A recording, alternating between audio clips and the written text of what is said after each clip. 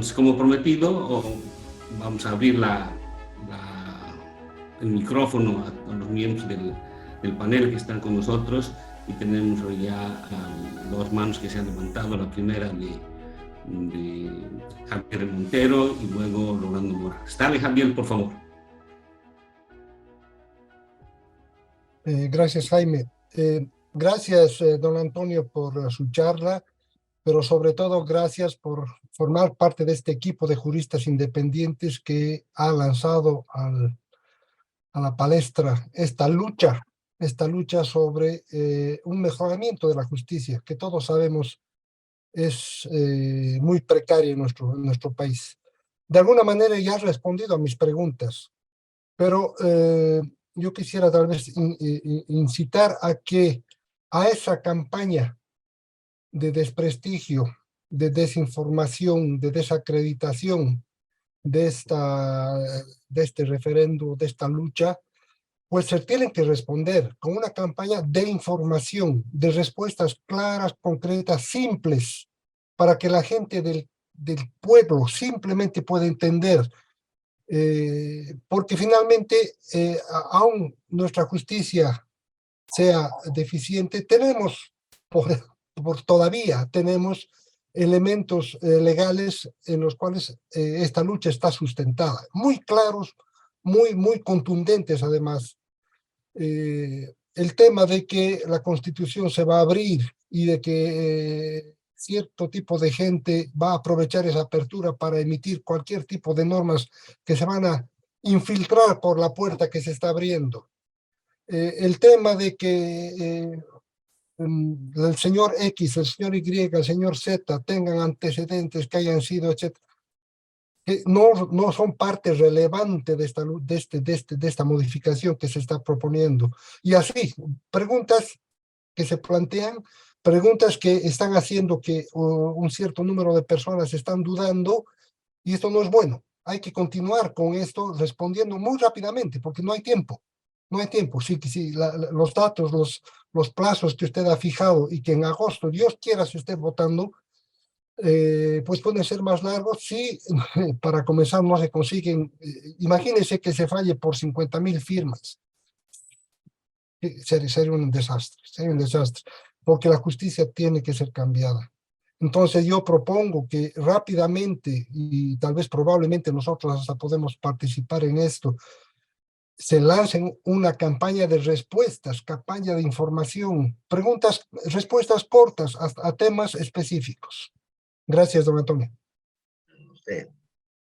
Plenamente de acuerdo, y recibimos con agradecimiento el que puedan sumarse, colaborando. Estamos dando batalla, y yo a diario estoy en las emisoras, en los canales de televisión, explicando, procurando utilizar el lenguaje sencillo. Tengo el defecto de ser abogado, que a veces corremos el riesgo de ser muy tecnicistas, y bueno, pero estamos en la batalla, pero necesitamos más voces, necesitamos más manos, necesitamos más convicción, militancia de todos para esta lucha.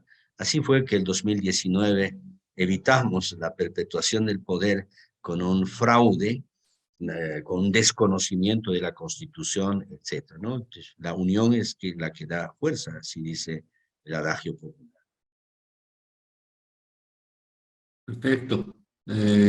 Antes de pasar la palabra a Romito Morales, simplemente advertir que Hugo Carvajal estaba con nosotros y que se disculpa que ha tenido que ausentarse. Adelante, Romito, por favor. Bueno, gracias, Jaime.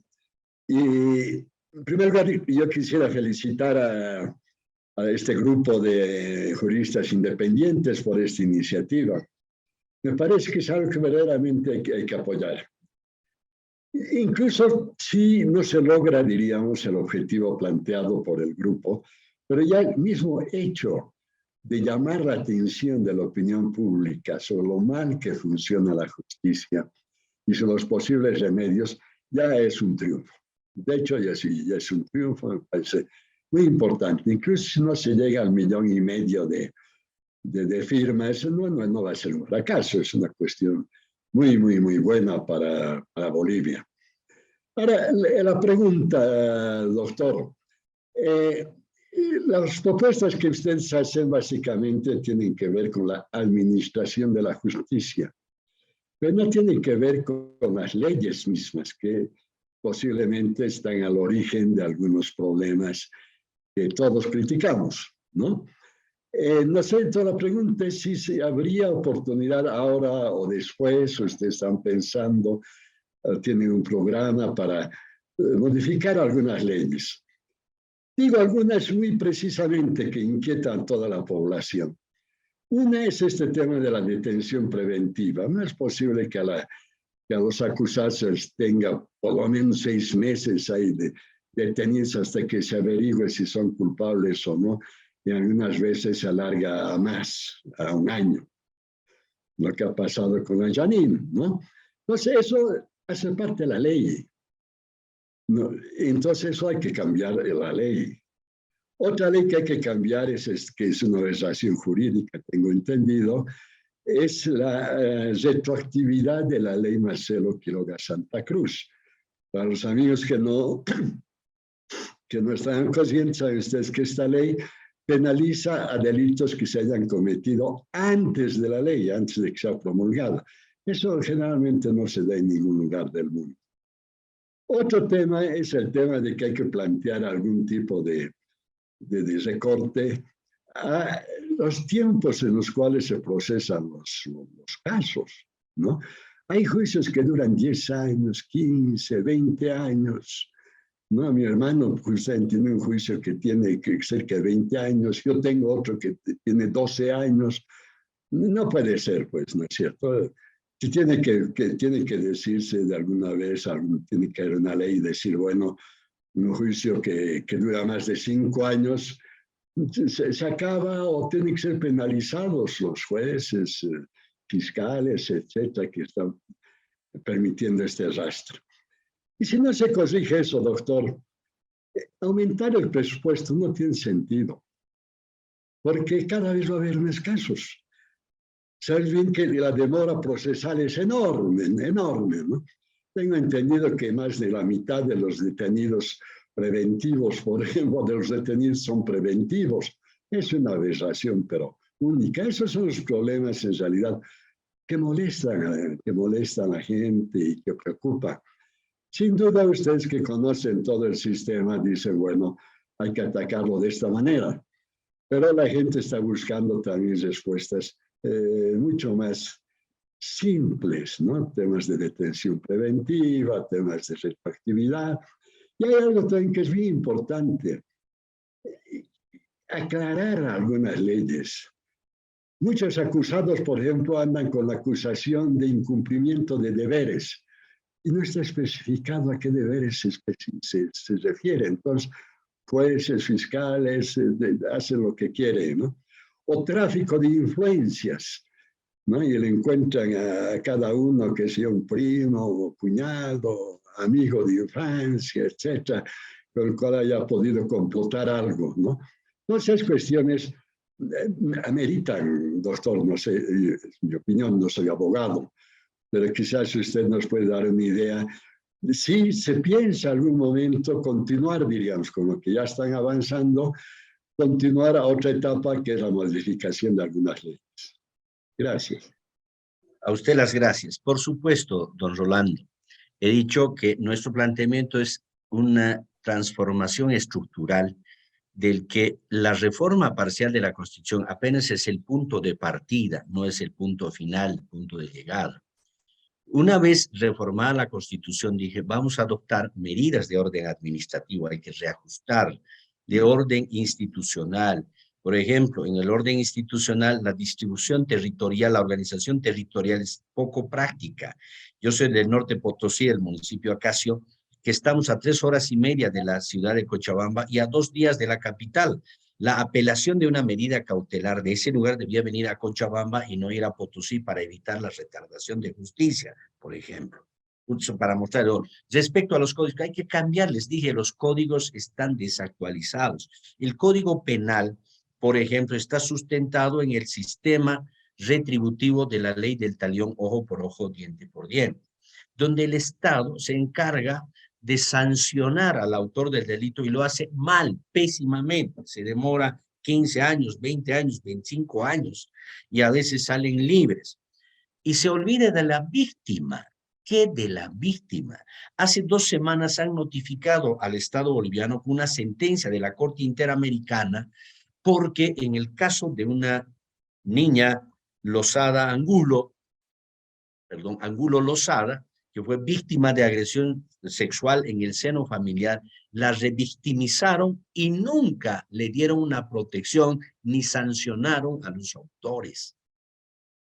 Entonces tenemos que cambiar ese sistema por otro denominado restaurativo, donde el Estado, además de sancionar al autor, tiene que proteger a la víctima y reparar integralmente las consecuencias del delito. El Código Civil que tenemos es el más inaudito, que permite las sentencias más injustas. Son legales, pero injustas.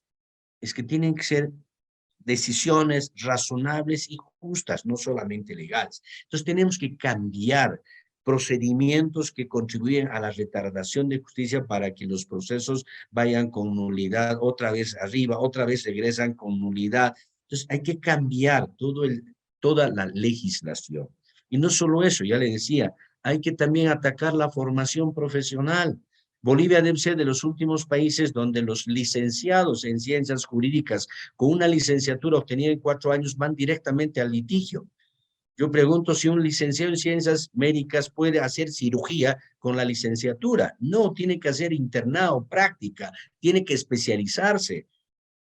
Lo mismo el abogado tiene que ser primero especialización, posgrado, y luego hacer práctica jurídica en clínicas legales y recién, previa evaluación, ser habilitado al litigio para que los ciudadanos no corran ese riesgo de contratar a un abogado que no tiene la experticia suficiente, no solo que pierden el juicio, sino todo su patrimonio. Teniendo razón, terminan no teniendo la razón. Tenemos que transformar todo eso. Por eso se tiene que adoptar medidas inmediatas, reformas de acción inmediatas, legislativas, institucionales y de largo alcance, que es la académica. Hay que transformar las facultades de derecho, las carreras de derecho. Está dentro de nuestra programación. Me preguntan por escrito, luego que está don Silvestre, Lisette Marsari, que dice: vamos a ir al referéndum con un padrón viciado. Los resultados podrían también ser modificados, ya que tenemos más de 1,5 millón de personas fantasmas. ¿Cómo lidiar con eso?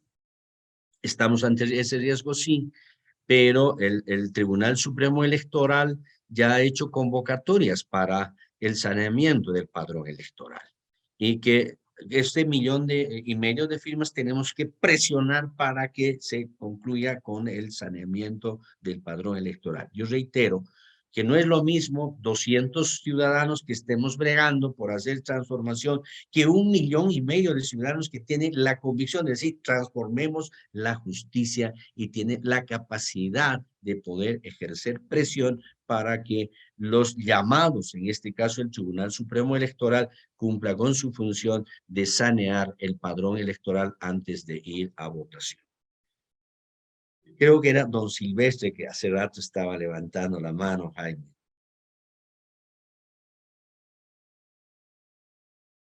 Juan Antonio, tienes la palabra. El micrófono está apagado. Micrófono apagado, no escuchamos. Don Silvestre, micrófono.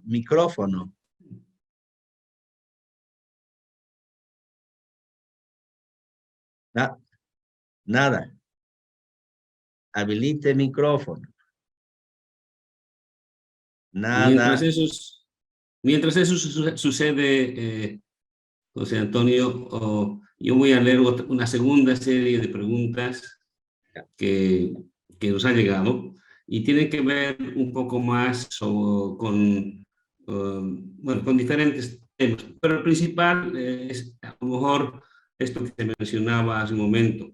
Es decir, han habido dos pronunciamientos en las últimas horas, una de parte del presidente del Tribunal Supremo de Justicia y otro del ministro de Justicia en Lima, indicando que lo que se debería hacer es establecer una constituyente para hacer una reforma de fondo.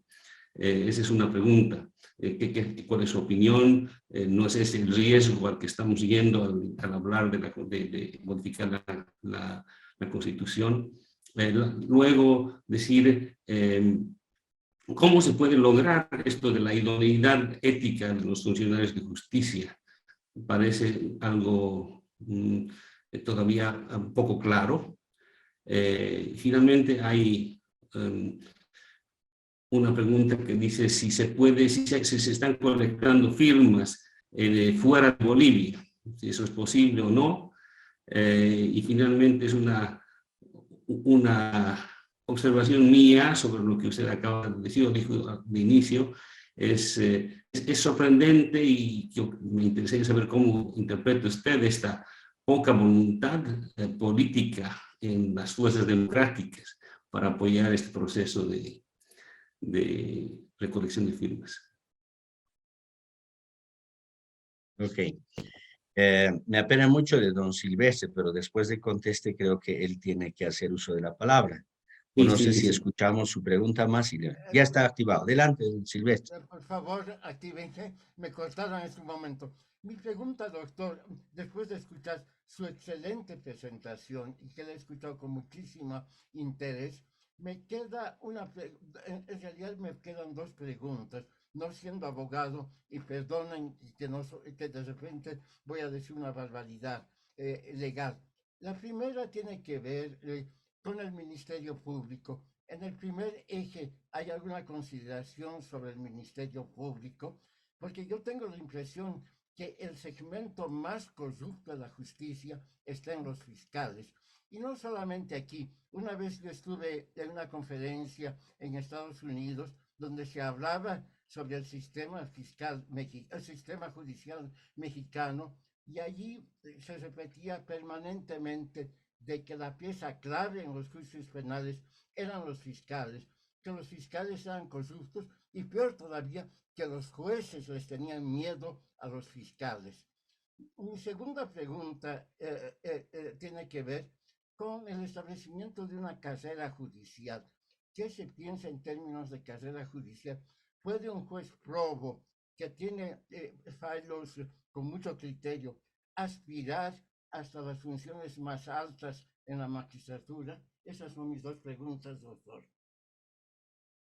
Gracias. Contesto en el orden que me han sido planteadas. Sobre el planteamiento del presidente del Tribunal Supremo de Justicia, yo creo que es la mejor prueba del nivel de juristas que han llegado a ese alto cargo. No sé si realmente se hace al desconocido y lo hace manifiestamente con una intencionalidad, o definitivamente no conoce lo que es la Constitución, no conoce la teoría constitucional. Es una pena. Alguien me decía, ¿por qué no debates? ¿Por qué voy a perder mi tiempo? Porque es perder tiempo. Platón decía, no discutas con el ignorante porque te va a llevar a su campo y ahí te lleva ventaja. Entonces, bueno, simplemente decir, ese es el nivel. A ver, abrir la Constitución a un poder constituyente. El poder constituyente, conforme a lo que está previsto por el artículo 411, parágrafo primero, se utiliza para reformar totalmente la Constitución. Eso supone afectar el núcleo esencial del sistema constitucional del Estado, que es el modelo de Estado, régimen de gobierno, sistema político, valores, principios, derechos fundamentales, garantías constitucionales. Para ello, primero se consulta al pueblo si está de acuerdo en reformar totalmente la Constitución mediante Asamblea Constituyente. Si el pueblo acepta, se convoca a Asamblea Constituyente. Se eligen a los asambleístas. La asamblea trabaja un determinado tiempo haciendo la redacción de la nueva constitución. Y esa nueva constitución se vuelve a consultar al pueblo sobre si ratifica o rechaza, ¿no? Primero que altamente costoso, nos lleva tiempo. Tercero, ahí sí pueden meter todo aquello que en su momento no pudieron meter porque todavía había una oposición musculosa. Hoy tenemos una oposición muy débil, como el que les está hablando, tan flaco, desnutrido. Entonces, claro, por supuesto que en una asamblea constituyente sí pues pueden meter elección indefinida, pueden meter la supresión de la propiedad privada, como lo hicieron en la primera versión de la Constitución aprobada en Oruro. No sé si recordarán algunos de ustedes, fue muy durísimo en mi crítica, que decía, toda persona tiene derecho a una vivienda, ¿no? Que en los centros urbanos tendrá una extensión limitada por ley. Y esa ley conocíamos ya aplicada en Venezuela, que para 5 personas la vivienda debía ser máximo de 250 metros. Y si alguien tenía más de eso, decía la Constitución, se procederá a la expropiación. Entonces, si yo tengo 1000 metros y mi familia es solo de 5 integrantes, tenían que expropiarme 750, ¿no? Entonces, ahí sí es abrir la caja de Pandora para meter todo lo que quedó pendiente en aquella primera experiencia. Se pregunta, ¿cómo lograr la idoneidad ética en los jueces? Yo sigo creyendo que no todos los bolivianos somos corruptos. Habemos cantidad importantísima de bolivianos, pues es una minoría la que pretende vivir de la vida fácil, apropiándose de lo ajeno, de los recursos públicos. Una mayoría vivimos de nuestro trabajo honrado. El tema es que hoy por hoy, con este sistema que tienen, las personas idóneas, probas, no se presentan a los procesos por temor a ser manoseados, porque no militan el partido y la condición para ser designados es militar en el partido. ¿Cómo se va a comprobar la idoneidad ética? Una vez que ya se ha comprobado la idoneidad profesional, la idoneidad de ejercicio, la idoneidad psicológica, la idoneidad gerencial, la idoneidad social, se va a emitir una lista, publicar una lista de los postulantes calificados y preguntar a la ciudadanía si tienen observaciones.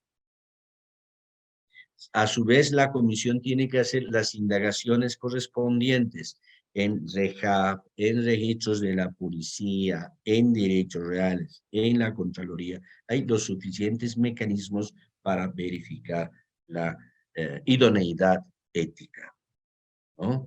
Porque de nada, yo pongo ejemplo a mis alumnos en la universidad, les digo, de nada me serviría tener un abogado brillante que ha escrito 50 libros en Derecho de Familia, ha dictado cientos de conferencias en la materia, es profesor universitario en la materia, brillante, pero que en su vida cotidiana ha enfrentado 3 divorcios, 5 denuncias de violencia intrafamiliar, 4 demandas de asistencia familiar. ¿Sería indicado para ser juez de familia? Por supuesto que no. Por supuesto que no, porque el que sea juez, primero que nada, tiene que tener autoridad moral. Y uno tiene autoridad moral cuando encuadra cotidianamente su vida, sus acciones en las reglas preestablecidas, desde las reglas de urbanidad hasta las reglas jurídicas, legales y constitucionales. ¿Hay mecanismos para comprobarlos? Por supuesto que hay, y de eso se tiene que encargar precisamente la Comisión Nacional de Postulaciones. La falta de voluntad política, sí, pues, yo dije la falta de voluntad política porque ante semejante crisis, el gobierno hizo ofrecimientos de reformar la justicia, nunca cumplió. Son 4 intentos, la creación de la Comisión de Notables, las reformas de la Ley de Derechos Reales para pasar al Ejecutivo, la ley de fortalecimiento a la lucha contra la corrupción, así unas leyes sueltas, que era pretender curar el cáncer con una aspirina. Luego, cuando sale el informe del GIEI, el Grupo Internacional de Expertos Independientes, el ministro vuelve a decir 6 ejes temáticos para la reforma en el ámbito penal. Nuevamente, el tema de lucha contra la legitimación de ganancias ilícitas, mal hecha en contra de convenciones internacionales, que el pueblo hizo que retiraran el proyecto, la aprobación de la estrategia nacional que estaba planteada para instrumentalizar nuevamente la percepción a los de la oposición, afectarles sus bienes y demás. No solucionaba el problema. Y luego la cumbre. Pero ¿qué hizo y qué dijo la oposición? Nada. Nada. yo me reuní para explicar por qué, por si acaso, por qué juristas independientes. Porque este planteamiento no es del oficialismo, no es de la oposición, tampoco es contra el oficialismo, contra la oposición. La residente de Naciones Unidas en Bolivia nos pidió una reunión con el gobierno.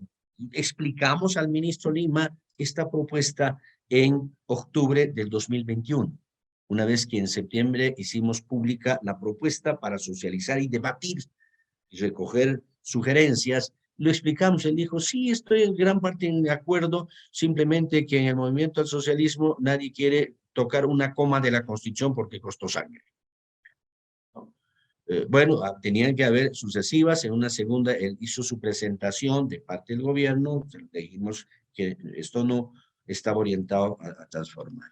También mandamos los proyectos a los partidos de oposición, mandamos a los magistrados del Tribunal Supremo, del Tribunal Agroambiental, del Tribunal Constitucional, porque son los primeros interesados, a los colegios de abogados, debían ser los primeros interesados en esta reforma, porque un profesional abogado, para ser buen abogado, necesita tener al frente un buen juez. Si tiene un mal juez, no va a ser buen abogado. Pero bueno, no hemos encontrado respuestas positivas.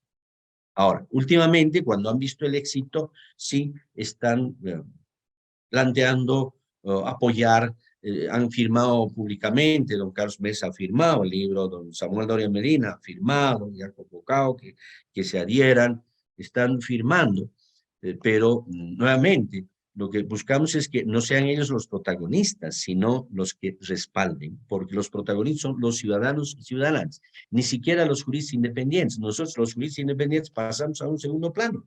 Hicimos el proyecto, hicimos la propuesta, hoy es la ciudadanía la que impulsa, ha hecho suya la propuesta y está impulsando la reforma. Sobre el Ministerio Público, don Silvestre está dentro de nuestro planteamiento. La Comisión Nacional de Postulaciones tiene que también elaborar ternas para la designación del fiscal general del Estado para evitar nuevamente que la designación se sustente en criterios de afinidad política, de amistades. Y luego, para los fiscales departamentales, fiscales de carrera, fiscales auxiliares, se tiene que implementar el sistema de carrera fiscal que hoy nominalmente está, pero no se respeta. Y tiene que haber nuevamente para ellos también capacitación en la escuela de fiscales. Luego de esa capacitación tienen que ingresar al sistema de carrera donde tengan estabilidad, pero estén sujetos a evaluación de desempeño. Tiene que haber evaluación de desempeño que está planificado en evaluar en el día a día. Por ejemplo, si un fiscal ha incurrido en una arbitrariedad de la detención que luego ha provocado que pongan en libertad a una persona que realmente ha cometido delito en flagrancia, irá a demérito.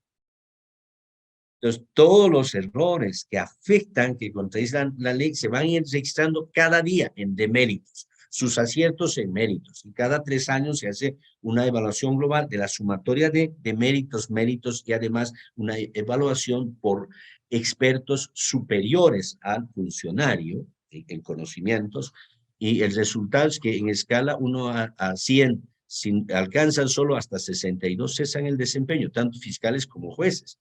Si superan 63 a 72, se quedan, pero sujeto a una evaluación no cada 3 años, sino 1 año, y si no han mejorado, se van, pero los que han mejorado se quedan. Los que pasan de 73 a 82 se quedan en el cargo, y los que pasan de 83 a 100, y aquí viene la respuesta a su segunda pregunta, don Silvestre, reciben promociones horizontales y verticales. Al bueno hay que premiarlo.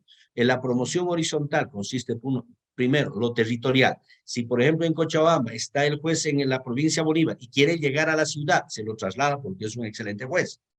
Luego, salarialmente, habrá un salario A, B, C. El salario C es el base. El salario B es para aquel que tiene un excelente desempeño, y el A es para el que ha mantenido excelente desempeño permanentemente, y el A es similar al vocal. Tiene derecho a la promoción vertical, puede convertirse en vocal, pero hay pocos cargos para vocales. Pero además puede ser más útil que se quede como juez, no como vocal, pero hay que darle el sueldo como si fuera vocal. Entonces se trata de un sistema de estímulos más que de sanciones. Es que si a mi hijo yo le castigo, se me vuelve cuerudo. Tengo que darle también estímulos, premios cuando se destacan. Entonces, está previsto todo eso. Por eso llamamos la transformación estructural. Como parte del Ministerio Público, hoy, ¿quiénes realizan la investigación? Policías, agentes policiales, que han sido formados. Los clases en la escuela de policías para desempeñar la función de preservar el orden público, no para realizar investigación científica criminal. Hay que crear una policía judicial científica y que los investigadores sean formados en la universidad como investigadores criminales judiciales científicos. Porque hoy en día llegamos, hay policías, con mucho respeto, por supuesto, pero hay policías que no saben formular una pregunta, no saben elaborar un acta de acción inmediata. Entonces tenemos que capacitar, pues los policías que quieran desempeñar este cargo tendrán que tener la formación científica, el título, la especialidad correspondiente. Entonces tenemos que mejorar el régimen carcelario, por supuesto. Tenemos una de las leyes más avanzadas en régimen carcelario, pero que no se cumple ni el 25%, de manera que hoy los detenidos preventivos están en cárceles de máxima seguridad, que son penitenciarías donde deben estar los que tienen sentencia condenatoria. Los que no tienen sentencia condenatoria tienen que estar en reclusorios. El tema del abuso de la prisión preventiva, hay estándares mínimos internacionales. Ya hay una ley, la ley 1173, que modifica el Código Procesal Penal, pero parcialmente introduce los estándares. Sin embargo, los jueces no cumplen con los estándares. ¿Por qué? Porque el artículo 174 bis del Código Penal tipifica como delito de prevaricato el dictar una sentencia manifiestamente contraria a la ley. Eso era para el positivismo clásico. Hoy, con el diseño constitucional, un juez puede dictar una sentencia manifiestamente contraria a la ley, pero no manifiestamente contraria al derecho, que es la Constitución, que son los estándares y los tratados internacionales. Un juez tiene la obligación de hacer control de convencionalidad. Por lo tanto, si encuentra una norma de la ley que contradice la convención, tiene que aplicar la convención y la forma en que ha sido interpretada por la Corte Interamericana, no la ley. Y sin embargo, tenemos una ley procesal que, por ejemplo, permite aplicar la prisión preventiva por la gravedad del delito y por la peligrosidad, cuando la Corte Interamericana dice no debe utilizarse esos criterios para disponer la prisión preventiva. Entonces, nuestra propuesta está todo este conjunto de acciones, reitero, que son inmediatas, mediatas y de largo alcance.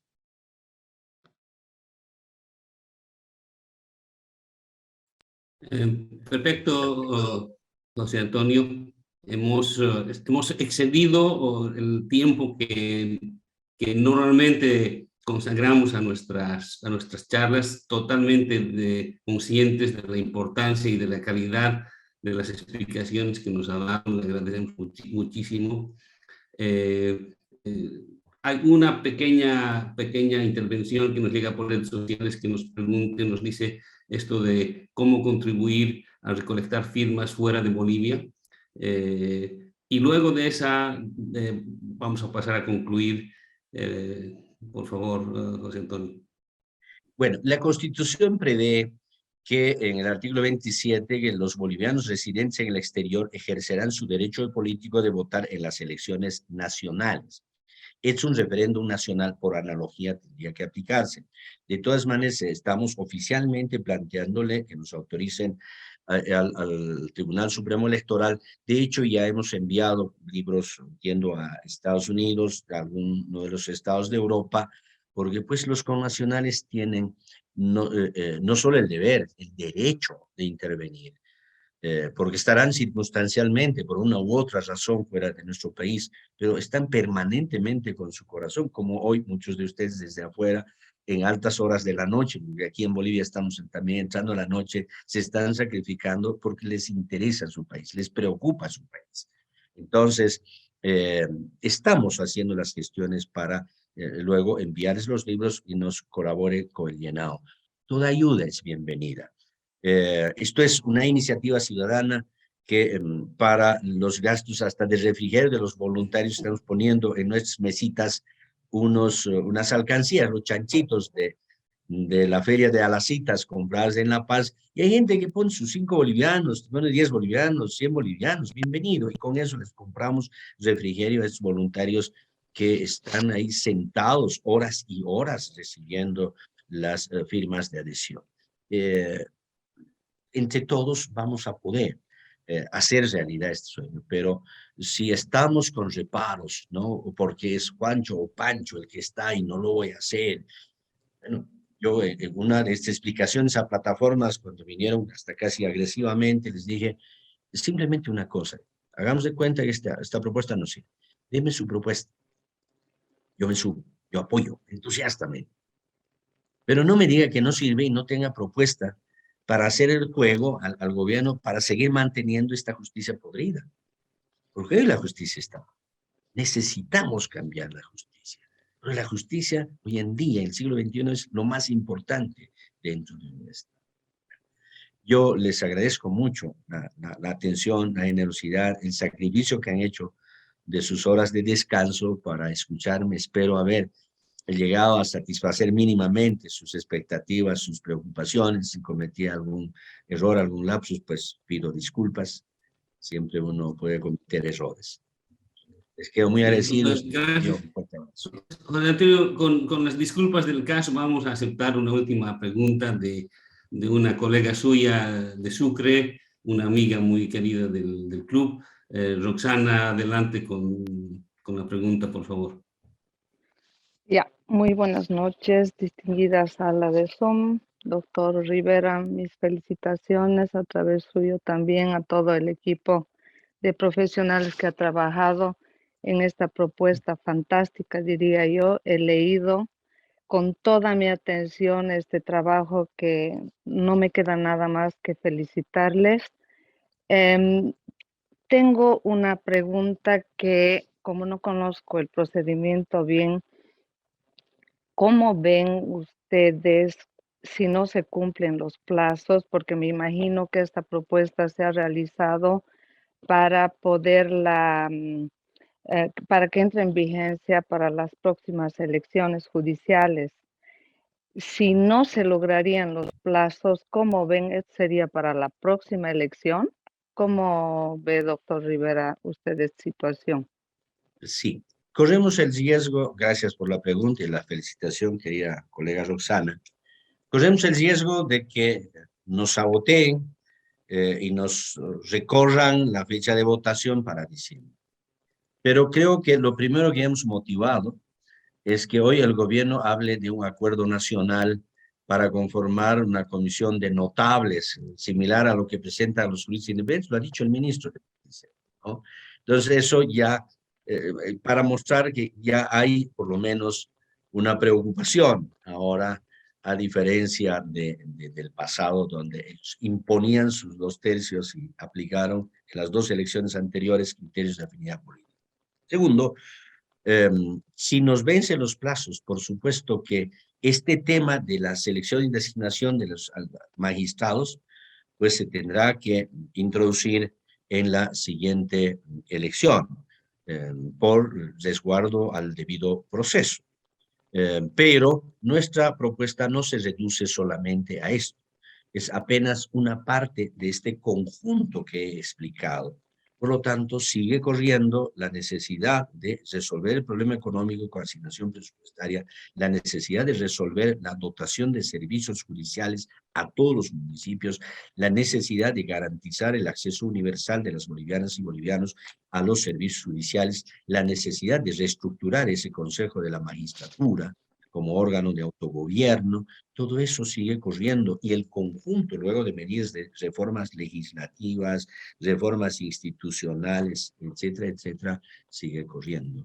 Por lo tanto, no me deja sin sueño el hecho de que puedan sabotearnos para postergar nuestra votación para después de las elecciones y se animen a hacer elecciones. Aunque yo tengo dudas fundadas de que puedan hacer esa elección porque tienen que lograr 2/3 de votos, que no les ha de ser fácil. por el tema de la presencia de la oposición, si es que actúa correctamente la oposición y no nos juegan como el tema del defensor del pueblo. ¿No? Muchas gracias. Gracias, Jaime, y suerte, y hay que seguir nomás apoyando desde donde estamos. Yo estoy en Suiza, doctor, y lo conozco a través de sus libros. Ojalá que un día pueda recibir un autógrafo en uno de ellos. Un fuerte abrazo a todos y muchas gracias. Buenas noches. Gracias a usted. Gracias, Roxana. Estimado José Antonio, muchísimas gracias de nuevo.